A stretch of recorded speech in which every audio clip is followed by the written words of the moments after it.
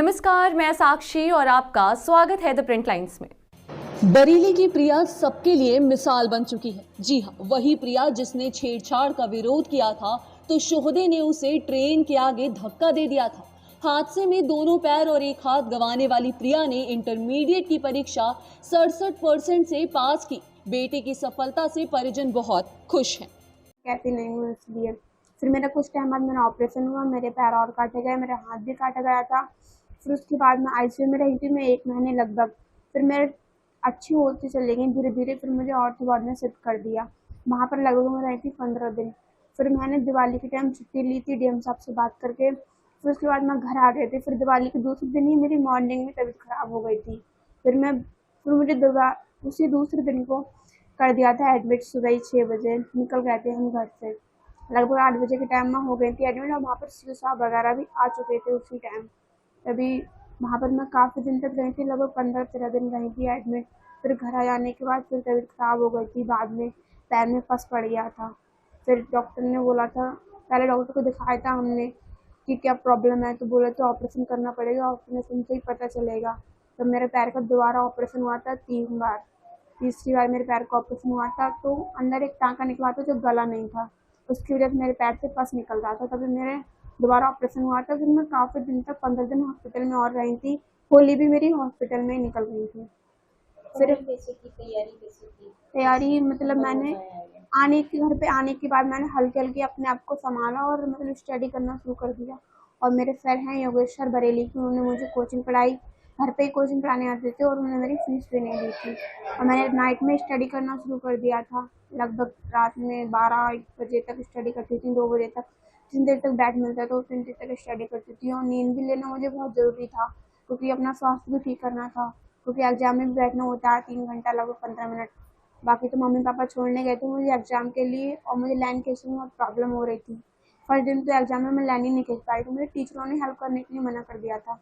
बोल रहे थे हम ऐसे कुछ भी हेल्प नहीं कर सकते। तो मैंने अपने आप ही पैर से स्केल दबाकर लाइन खींची थी फर्स्ट पेपर में। फिर दूसरे दिन को उन्होंने बोला आप आदेश ले सकते हो डीएम साहब से, तो हम कर सकते हैं डीएम साहब से जाकर। तब हम डीएम साहब के ऑफिस गए थे, फिर डीएम ऑफिस गए थे, वहाँ से हमें आदेश मिला था शिक्षा मंत्री के पास से। तब हमें एक महिला मिल गई थी वहीं पे टीचर मेरी लाइन खींचने के लिए। बस वो मेरी लिखती मैं आप खुद ही अपने हाथ से, बस वो मेरे स्केल पकड़ लिया करती थी, लाइन खींच देती थी। क्योंकि मुझे स्केल पकड़ने में दिक्कत होती थी, मैं एक हाथ से स्केल पकड़ के तभी लाइन खींच पाती और मेरे एक ही हाथ था, तो इसलिए मैं लाइन नहीं खींच पा रही हूँ। मेरे हाथ में पेन था तो बिल्कुल हाथ रख नहीं पा रही थी स्केल के ऊपर और लाइन हो नहीं पा रही थी। तो मैंने हेल्प मांगी थी सरकार से, तो मुझे मिल गई थी महिला एक।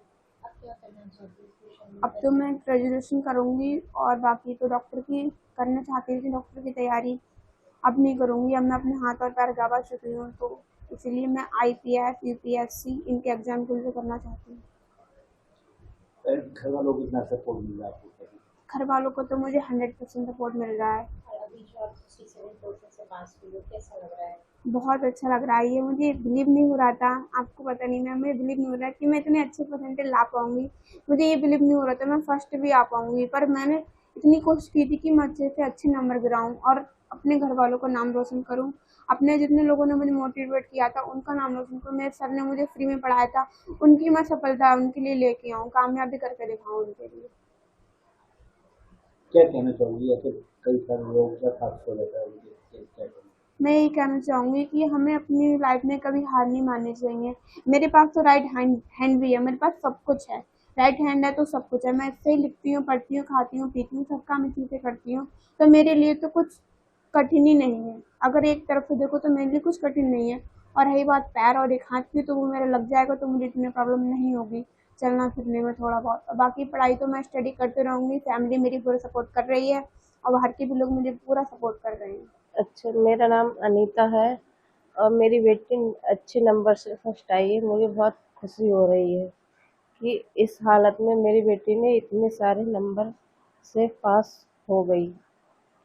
क्या हुआ था प्रिया के साथ? प्रिया के साथ जो 10 अक्टूबर के लिए इसका एक लड़के ने विरोध करा था, उसने धक्का दे दिया था इसे लड़के ने, तो उसके हादसे में इसके दोनों पैर और बायां हाथ कट गया बेटी का। बेटी बहुत हिम्मत, पढ़ाई में शुरू से उसने बहुत वो रखी है कि उसने कहा था कि मम्मी मैं एक बार डॉक्टर ज़रूर बनूंगी। पर अब वो उस कोशिश को बहुत कमज़ोर समझती है। मम्मी मेरे दोनों पैर और बायां हाथ नहीं है, तो मैं इससे और आगे की सोचना चाहती हूँ। क्या कराना चाहती हैं, क्या बनेगी, क्या देखना चाहती हैं अपनी बेटी को बनते हुए? बेटी जो सोचती है मैं चाहती हूँ कि उसके लिए ये वो मिले, थोड़ा पढ़ाई में और आगे बढ़े, तो जब बेटी बनेगी तो मुझे और खुशी होगी। फिर मिलेंगे कुछ महत्वपूर्ण खबरों के साथ, तब तक के लिए धन्यवाद।